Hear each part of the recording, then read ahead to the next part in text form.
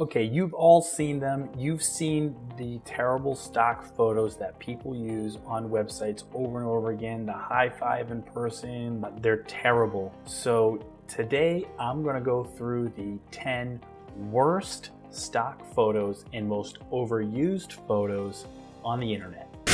What's up, hustlers? I'm Brad Poirier, and I'm here to help local businesses cut through all of the noise with this internet marketing stuff and get more customers this year. So if getting more customers this year is something on your to-do list, then you better subscribe and hit that bell button for more content that I put out every single week.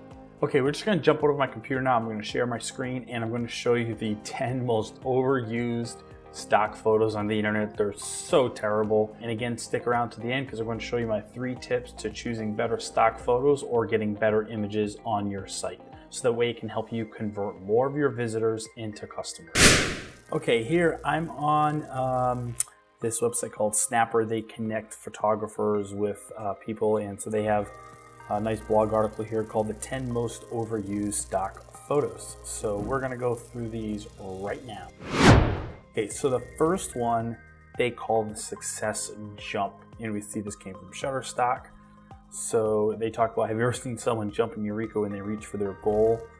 And this is so cheesy. I mean, when have you ever worked on a team at a place where they're that excited to be working with each other and they kind of look like they work for the Men in Black? Like they're all wearing white shirts and black pants and black suit coats. So I'm not sure exactly what black tie event they were going to, but it's not one that I've ever been to.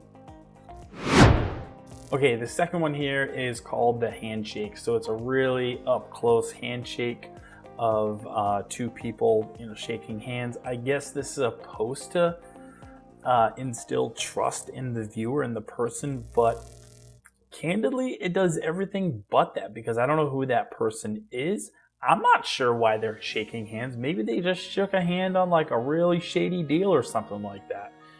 So I don't know, but that definitely doesn't instill trust. Again, stick around, by the way, as I have a few tips on how to make this kind of an image a lot more trustworthy. Okay, so the third image here is, they call it the multicultural team of collaborators. So this is another one like that first one where everyone's jumping up and high-fiving. People just aren't that happy and working with each other. I mean, I get it. We want to have smiling faces. We want to have a nice positive vibe, but that's really not how a meeting is. The real problem in using photos like this, often a B2B company is using this, and they're basically trying to portray that this is how their meetings go and this is how their teams go. That's not their team, or they don't have a team of that size. And so again, it just doesn't instill any trust, because someone knows that this photo didn't originate with their organization. And so this is why a lot of people consider these fake photos. I mean, these aren't fake photos. Like, someone didn't draw this and illustrate this. Someone went out and paid these 4 actors and pay the photographer and pay the lighting setup and everything to take this photo. So this isn't a fake photo, but I think when people are talking about fake photos, what they mean is it didn't originate with that business. And that's why you really want to avoid using really cheesy photos like this. Another one called Tom, the Transparent Whiteboard Thinker. I also like to think of this as the Minority Report guy. If you remember the Minority Report movie, where he was kind of moving his hands up on this transparent, working board. There's another one.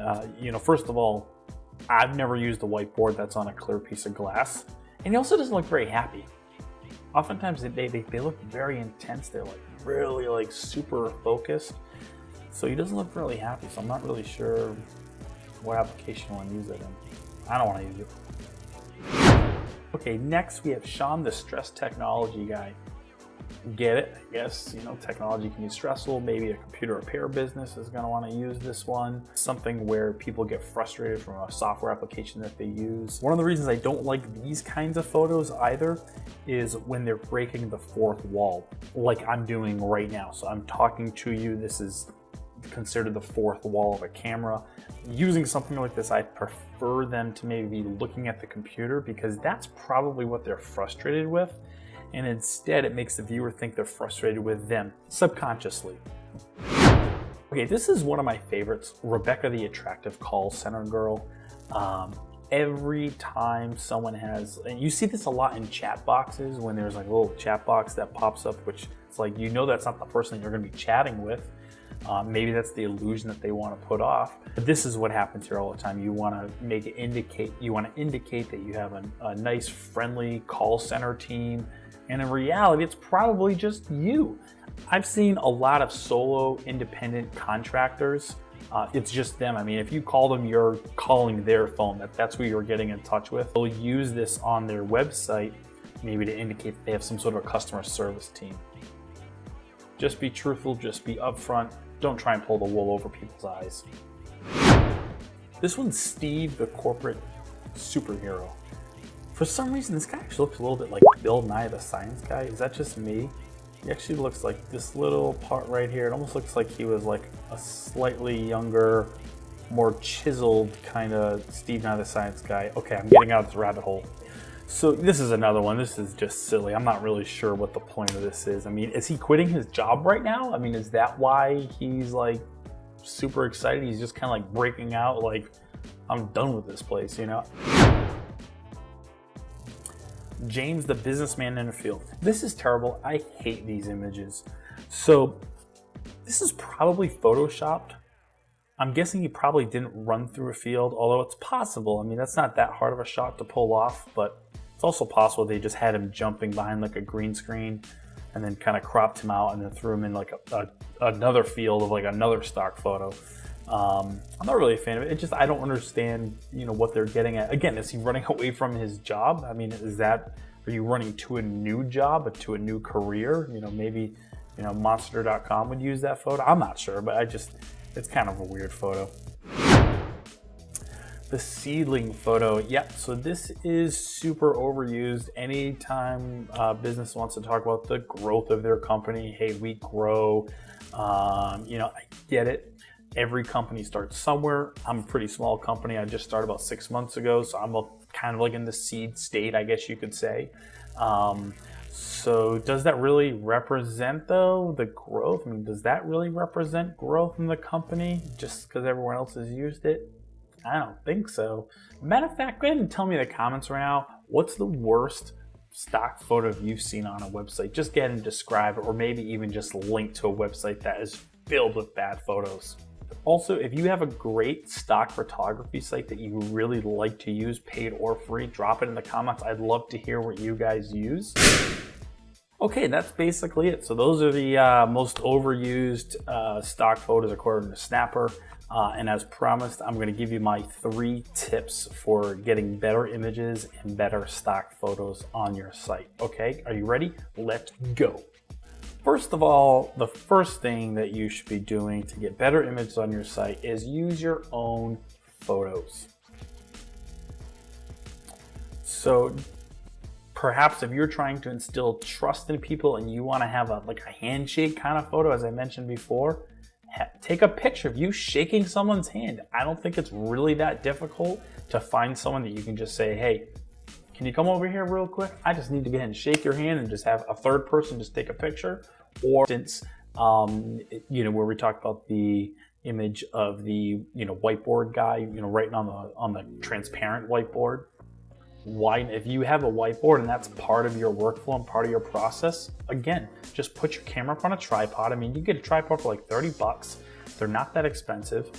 Set it up on a tripod and just take a picture of you writing up on your whiteboard. Or even better yet, take a quick video clip of you writing on your whiteboard and use that video as part of your media assets.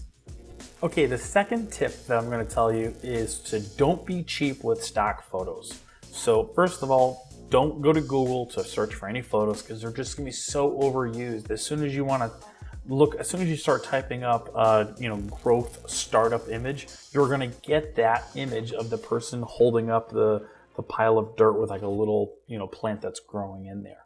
So if you want to be original, don't be cheap. Go to a stock photo site like a Shutterstock and Adobe stock site, or the one that I really like to use is Deposit Photos. They have much better pricing plans, and their library is almost as big as Adobe stock. Okay, and the third tip I'm going to give you for getting better stock photos on your site is to go past the first page. If you're using a free service or a paid service, because their search algorithms are really good at trying to find what you're looking for, most people, we're lazy, including me, and what we're going to do is we're just going to look at those first couple images. Boom, this is the one I like, and I'm going to download that one.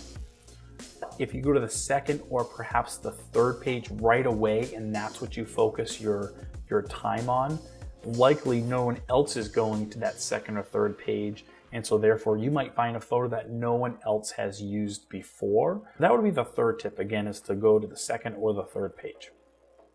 Okay, and again, drop in the comments what stock photo site that you like to use or ones that you recommend, paid or free. I'd love to know which one you're using, if it's one that I haven't used before, or if you just like using one of the ones that I've already recommended. And again, thank you for watching this video. If you like what you saw, please get in, drop a like button on that, and also get in, make sure you hit subscribe and hit that bell so you can get notified of every time I upload a new video, which by the way is every week. Until next time, I will see you later.